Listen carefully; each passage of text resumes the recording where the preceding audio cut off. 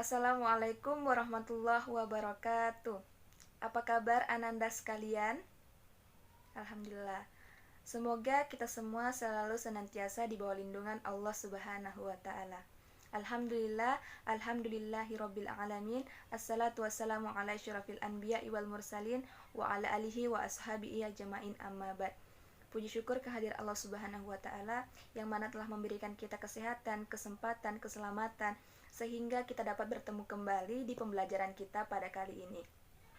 Salawat beriring salam tidak lupa kita hanturkan kepada junjungan kita, yakni Nabi besar Muhammad sallallahu alaihi wasallam dengan mengucap Allahumma salli ala sayyidina Muhammad wa ala ali Muhammad. Alhamdulillah, Ananda sekalian, sebelum kita memulai pelajaran kita pada hari ini, ada baiknya kita berdoa terlebih dahulu menurut kepercayaan masing-masing. Berdoa dimulai.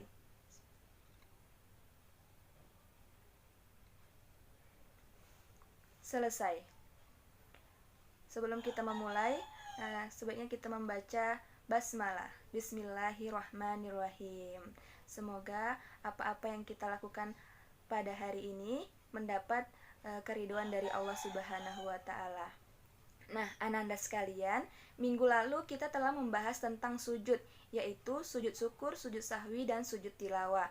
Nah, pada pembelajaran kita pada hari ini, kita akan membahas tema yang baru, yaitu pertumbuhan ilmu pengetahuan pada masa Umayyah. Nah, di sini Ibu akan menjelaskan tentang dua submateri, yaitu perkembangan ilmu pengetahuan dan pertumbuhan kebudayaan. Nah, yang pertama yang Ibu akan jelaskan yaitu perkembangan ilmu pengetahuan dan bagaimana perkembangan pada masa Bani Umayyah.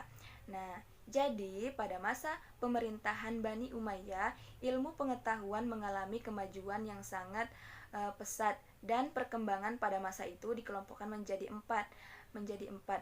Yang pertama, ilmu kimia, yang kedua, kedokteran, yang ketiga, sejarah, yang keempat, bahasa dan sastra. Nah, yang pertama yaitu ilmu kimia. Al-Qasim Abbas Ibnu Farnas, ia adalah ahli kimia pada masa itu. Nah, ia juga mengembangkan ilmu kimia murni dan terapan. Nah, ilmu kimia murni maupun terapan ini adalah dasar bagi farmasi yang erat sekali kaitannya dengan ilmu kedokteran. Yang kedua yaitu Abu Al-Qasim Al-Zahrawi, ia adalah ahli kedokteran pada masa itu.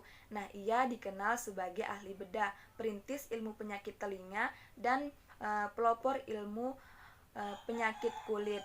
Nah, jadi di dunia barat ia dikenal sebagai Abul Qasis. Nah, dan karyanya yang berjudul Al-Tarikh Liman Ajaza pada abad ke-12 dijadikan sebagai rujukan di universitas-universitas yang ada di Eropa.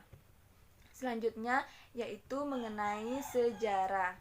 Nah, Abu Marwah Abdul Malik bin Habib, salah satu bukunya berjudul Al-Tarikh, meninggal pada tahun 852 Masehi. Nah, yang kedua, Abu Bakar Muhammad bin Umar. Nah, dikenal dengan Ibnu Qutiyah, karya bukunya yang berjudul Tarikh Iftita al-Andalus. Nah, selanjutnya mengenai bahasa dan sastra. Nah, di antara tokoh terkenal di bidang sastra ketika itu, salah satunya adalah Ali Al-Qoli. Karyanya yang berjudul Al-Amali dan Al-Nawadir, wafat pada tahun 696 Masehi. Nah, itulah tadi penjelasan mengenai perkembangan ilmu pengetahuan.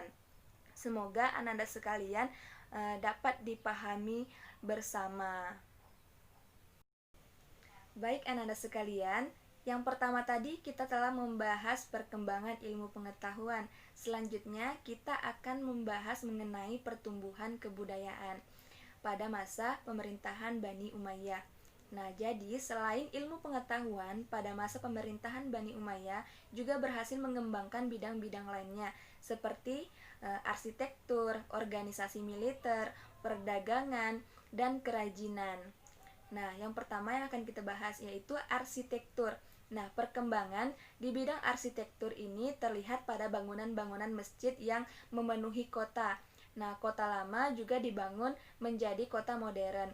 Jadi mereka memadupadankan antara gaya Persia dan nuansa Islami yang kental sekali di setiap sudut bangunannya. Jadi, pada masa Walid dibangun juga masjid yang agung yang terkenal dengan sebutan Masjid Damaskus. Mungkin Ananda sekalian pernah mendengar masjid yang terkenal ini.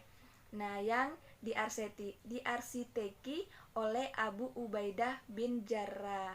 Nah, yang kedua yaitu organisasi militer.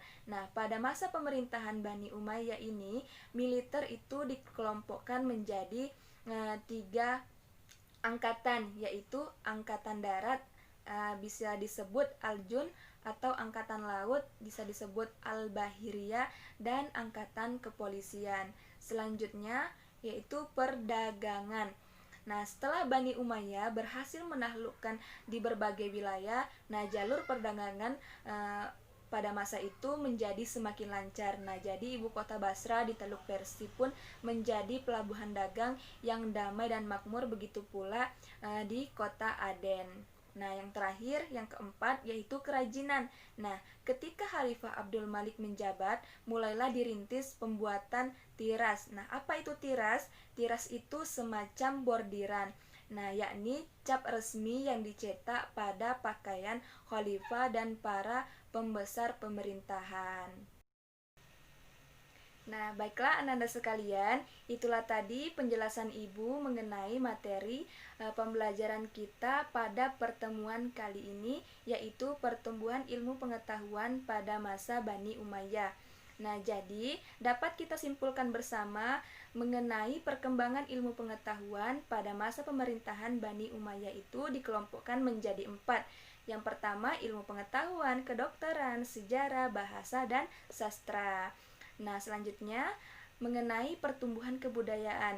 Nah, selain itu, pengetahuan pada masa pemerintahan Bani Umayyah juga berhasil mengembangkan bidang lainnya seperti arsitektur, organisasi militer, perdagangan, dan kerajinan. Nah, itulah yang dapat kita ketahui bersama mengenai pertumbuhan ilmu pengetahuan dan pertumbuhan kebudayaan pada masa pemerintahan Bani Umayyah. Nah, semoga dapat kita pahami bersama. Apabila penyampaian materi pembelajaran pada kali ini terdapat kekeliruan, Ibu memohon maaf yang sebesar-besarnya. Jangan lupa materinya dipahami dan kerjakan tugas-tugas yang ada. Ibu akhiri, wabillahi taufiq wal hidayah. Wassalamualaikum warahmatullahi wabarakatuh.